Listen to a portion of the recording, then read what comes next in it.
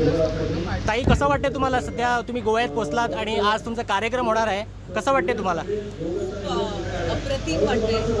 गोव्यामध्ये येणं सगळ्यांनाच नेहमी आवडतं आणि वेकेशनसाठी गोव्याला येणं आणि कामासाठी गोव्याला येणं या दोन वेगळ्या गोष्टी. तर आज तर आम्ही आलो आणि इतके सगळे आमचे इथले फॅन्स भेटणार आहेत. त्याचबरोबर आम्ही बऱ्याच दिवसांनी ॲक्च्युली गोव्यामध्ये परफॉर्म करतो आहे. तर खूप आनंद होतो कारण काय एरवी शूटिंगच्या निमित्ताने सगळ्या लोकांना भेटता येत नाही.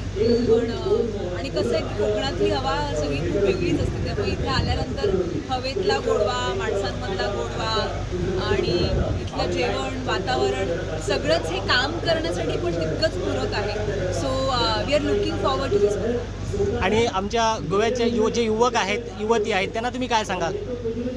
त्यांना मी सांगेन की ते खूप लकी आहेत की ते गोव्याच्या मातीत जन्माला आले. आणि मला असं वाटतं की आता एकंदरीतच आपण बघितलं तर भारतातलं जे आता पुढची जी जनरेशन नेक्स्ट आहे ती खूप जास्त टॅलेंटेड आहे, खूप पोटेन्शियल आहे त्यांच्यामध्ये. सोशल मीडियामुळे अनेक गोष्टींमुळे बऱ्याच आता टॅलेंटला वाव मिळतो आहे. सो माझं त्यांना एवढंच सांगणं आहे की जे तुम्ही कराल ते प्रामाणिकपणे करा.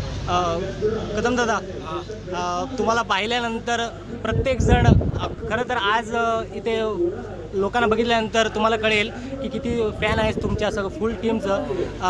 दादा, तुम्ही जसे शोमध्ये असतात तसं घरी पण वागतात का? घरी मी असा नसतो, विनोदी. घरी सिरियस असतो. हां, त्याला माहिती आहे, मी सांगत असतो घरचे किस्से. तर तसा नाही आहे, घरी तसा नाही. आणि दादा, तुम्ही काय सांगाल आमच्या गोव्याच्या लोकांना? आणि गोव्याची आणि कोकणाची माणसं ही अप्रतिम माणसं आहेत. चांगले प्रेक्षक आहेत.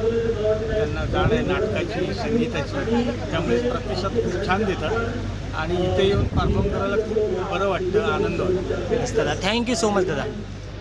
दादा, कशा आहात? मी मजेत एकदम. आणि कसं वाटतं आपला गोवा? गोव्याला यायला कधीही आवडतं. लोक कारण शोधत असतात.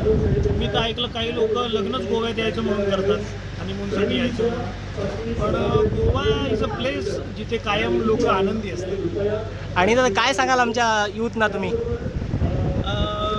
मजा करा, स्वतःच्या समोर टार्गेट ठेवा आणि ते टार्गेट अचीव करा. असं होत नाही की बाबा आपण जे काही टार्गेट ठरवतो ते आपल्याला हाताला घेऊसत नाही. त्यामुळे प्रामाणिक प्रयत्न करा आणि माझ्याकडनं तुम्हाला खूप शुभेच्छा. दादा, शेवटचा एकच प्रश्न की आज ना खूपशा या फील्डमध्ये यायला ना पालक कुठेतरी अडवतात मुलांना, तर तुम्ही त्यांना पालकांना काय सांगाल? एकतर या फील्डमध्ये म्हणजे नाट्य क्षेत्र असेल किंवा टी व्ही माध्यम आहे, चित्रपट माध्यम आहे, याच्या आधी या क्षेत्रात येण्याच्या आधी तुम्ही इथनं नाटकाचं शिक्षण घ्या आणि ते घेतल्याशिवाय तुम्ही पुढे जाऊ नका असं मला वाटतं.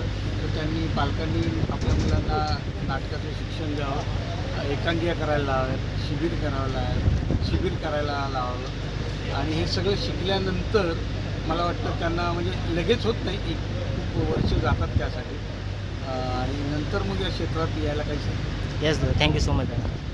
Subscribe Prudent social media channel and press bell icon for latest notifications.